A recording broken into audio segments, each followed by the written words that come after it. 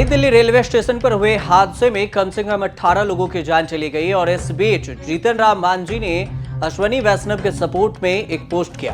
उन्होंने हादसे को लेकर रेल अधिकारियों से चूक की बात कही, लेकिन अश्वनी वैष्णव की तारीफ भी की। उन्होंने ये भी बताया कि तारीफ क्यों करनी चाहिए। 16 फरवरी को जीतन राम मांझी ने सोशल मीडिया प्लेटफॉर्म पर लिखा, जो 15 फरवरी को हादसे हुए थे उससे रिलेटेड।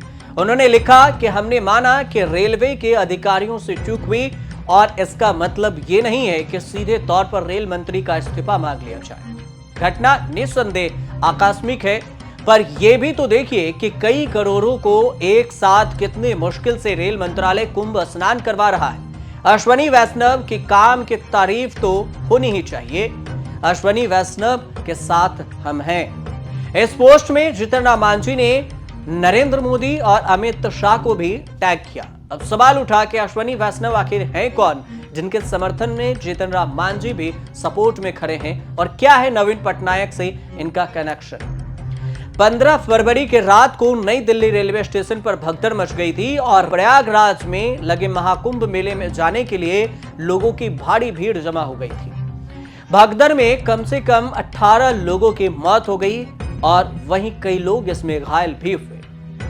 अब सवाल उठा नवीन पटनायक से कनेक्शन की कि नवीन पटनायक और अश्वनी वैष्णव का क्या कनेक्शन है। सीएम नवीन पटनायक के लिए ओडिशा के सियासी गलियारों में एक बात कही जाती है, जब नवीन पटनायक सीएम थे एक तीर से कई निशाने लगाते। 2019 में पर्याप्त संख्या होने के बावजूद उन्होंने पार्टी की जगह पर बीजेपी के उम्मीदवार को समर्थन देने का फैसला किया, वो भी राज्यसभा में, और सबको हैरान कर दिया। तब पूर्व आईएएस अश्वनी वैष्णव पहली बार राज्यसभा पहुंचे थे और एक बार फिर वही फैसला दोहराया 2024 में। बीजेडी ने खुद को एनडीए खेमे से करीब ले आया और इस दाव से नवीन बाबू ने न सिर्फ प्रधानमंत्री मोदी और बीजेपी से अपनी दोस्ती जाहिर की, बल्कि मोदी लहर से अपने राज्य को भी बचाने की तैयारी कर ली।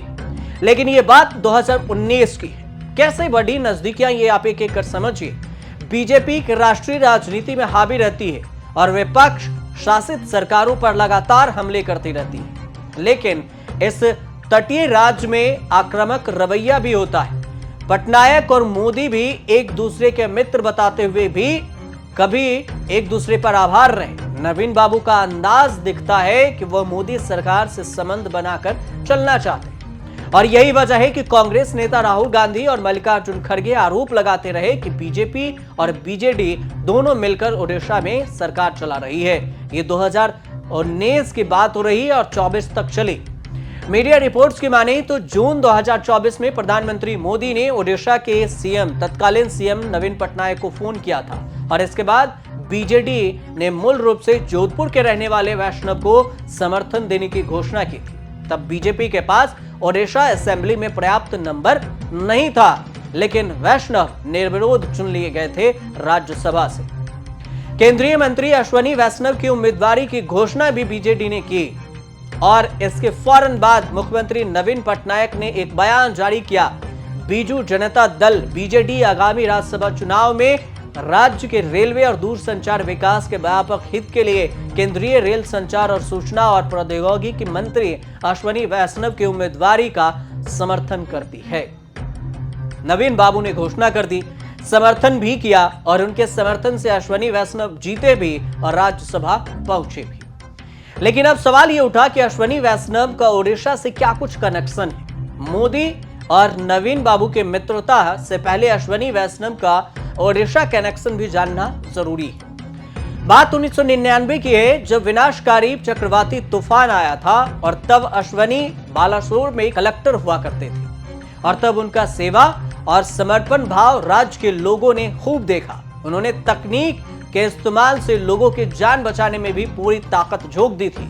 राहत कार्य के लिए वह खुद ग्राउंड पर उतरे थे, और पिछले साल जब बालासोर रेल हादसा हुआ, तब भी उन्होंने ग्राउंड पर उतरकर 50 घंटे के रेल सेवा बहाल करा दी थी। 50 घंटे में रात भर कर्मचारियों का हौसला बढ़ाने के लिए जमीन पर उतरे, जमीन पर लोगों के साथ रहे, कर्मचारियों के साथ बने रहे। अश्वनी वैष्णव वैसे तो है राजस्थान से, 18 जुलाई 1970 को जन्मे राजस्थान के पाली में, लेकिन बाद में उनका परिवार जोधपुर आ गया और फिर वैष्णव के शुरुआती पढ़ाई सेंट एंथनी कॉन्वेंट स्कूल से हुई और इसके बाद MBA इंजीनियरिंग कॉलेज से ग्रेजुएशन किया, गोल्ड मेडलिस्ट रहे। इसके बाद IIT कानपुर चले गए। यहां से उन्होंने इलेक्ट्रॉनिक एंड कम्युनिकेशन इंजीनियरिंग में MTech की डिग्री हासिल की। अब 27वीं रैंक लाकर वो IAS बन गए। ये बात 1994 की है। सिविल सर्विस परीक्षा में उनका चयन हुआ और ऑल इंडिया 27वीं रैंक उन्होंने लाया। IAS बने और ओडिशा कैडर मिला। वैष्णव की शुरुआती पोस्टिंग बालासोर और कटक जिले में DM के तौर पर हुई और जब ओडिशा में साल 1999 में भीषण चक्रवात तूफान आया तो इनकी खूब चर्चा हुई। इन्होंने लोगों की बढ़ चढ़कर मदद की। अब अश्वनी वैष्णव साल 2003 में पहली बार दिल्ली आए। अटल बिहारी वाजपेयी सरकार में PMO में बतौर डेप्यूटी सेक्रेटरी नियुक्त हुए उनकी और यहां उन्होंने public private partnership PPP model को लेकर जो पॉलिसी बनाई उसकी खूब चर्चा हुई। 2004 में जब वाजपेयी की सरकार चली गई तो वैष्णव तब भी उनके साथ रहे और बतौर प्राइवेट सेक्रेटरी काम किए। वैष्णव को करीब से जानने वाले तमाम लोग ये कहते हैं कि एक तरीके से यहीं से उनकी बीजेपी से नजदीकियां बढ़ी और बीजेपी से नजदीक होते चले गए। अश्वनी वैष्णव ने साल 2008 में IAS की नौकरी से इस्तीफा दे दिया और फिर से अमेरिका चले गए। वहां उन्होंने यूनिवर्सिटी ऑफ पेंसिल्वेनिया की वाटर्न स्कूल से MBA की डिग्री ली और फिर वापस लौटे और दूसरी पारी की शुरुआत की। ब्यूरोक्रेसी के बाद कॉर्पोरेट जगत में उन्होंने कदम रखा। कम से कम 1 दर्जन नामी कंपनियों के साथ उन्होंने काम किया।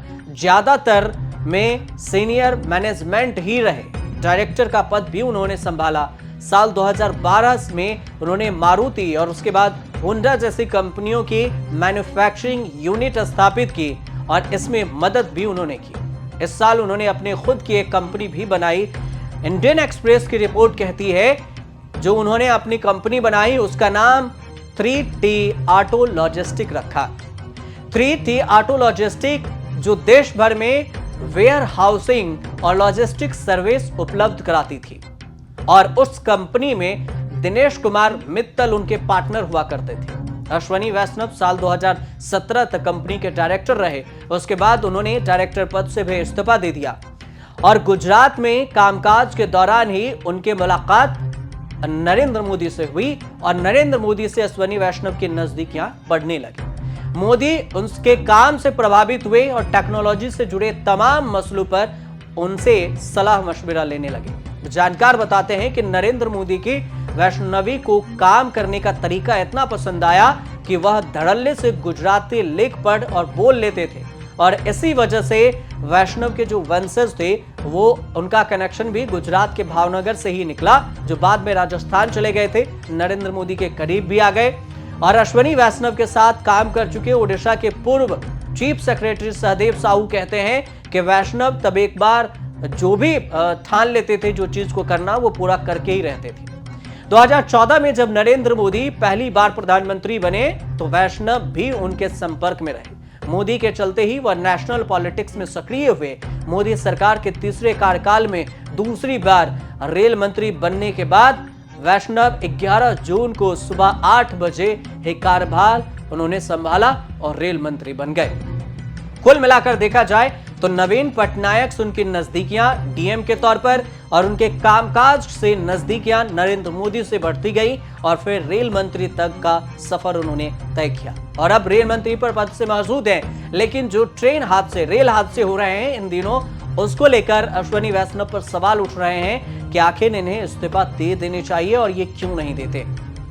इसी वजह से अश्वनी वैष्णव की ये हमने पूरी कहानी लेकर आई। आपको अगर अच्छी लगी तो हमारे चैनल को सब्सक्राइब कीजिए, शेयर कीजिएगा और कमेंट कीजिएगा और देखते रहिए न्यूज़ तक।